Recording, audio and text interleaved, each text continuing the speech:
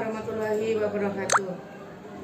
Kita akan belajar mengenai keanekaragaman hayati. Keanekaragaman hayati adalah keanekaragaman makhluk hidup, yaitu tingkat hewan, tumbuhan, dan manusia, dengan adanya variasi gen, jenis, ekosistem pada suatu tempat atau lingkungan.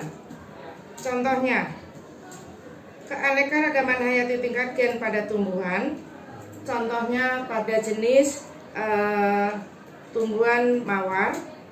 Kemudian tingkat keanekaragaman hayati pada tingkat gen pada hewan, contohnya pada kucing yang punya bermacam-macam kucing, tapi gennya sama.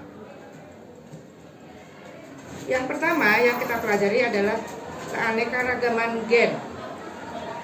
Keanekaragaman gen yang terjadi pada tingkat populasi yang disebabkan adanya susunan gen yang berbeda-beda tiap individu. Contohnya yaitu pada bunga mawar.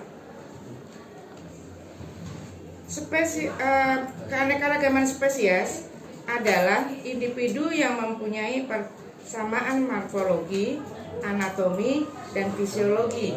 Contohnya yaitu keanekaragaman hayati tingkat tumbuhan dan juga pada hewan. Misalnya pada tingkat tumbuhan yaitu pada biji-bijian, misalnya kacang-kacangan atau kacang polong, kacang tanah.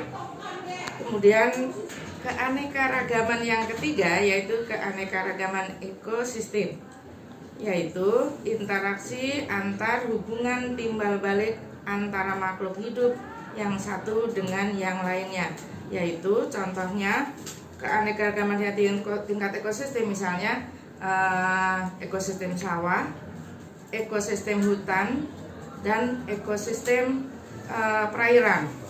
Misalnya di dalam sawah terdapat beberapa macam makhluk hidup, abiotik dan abiotik. Biotik dan abiotik itu contoh yang misalnya yang abiotik misalnya ada tanah, ada air, ada batu.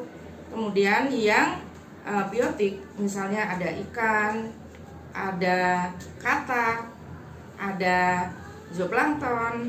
Itu contoh dari yang perairan. Nah, contoh yang di hutan, misalnya ada hutan lindung. Nah, di situ terdapat tumbuhan-tumbuhan besar dan tumbuhan-tumbuhan kecil yang saling berhubungan timbal balik. Kemudian yang ketiga, ekosistem daratan yang mencakup semua yang hidup di darat.